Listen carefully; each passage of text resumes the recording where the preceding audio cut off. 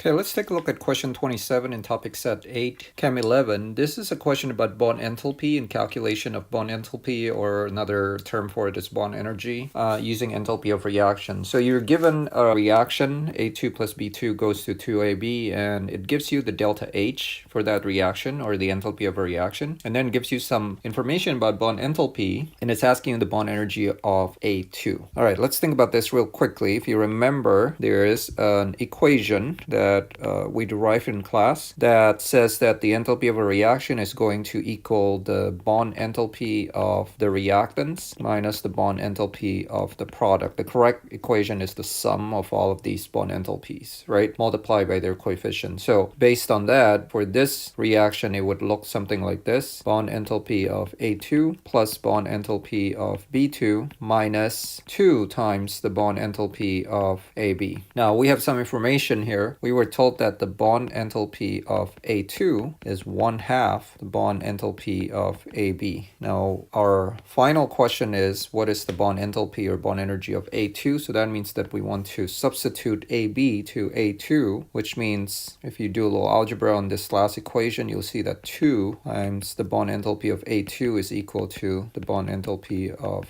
AB. So this expression right here can be substituted into the bond enthalpy of AB.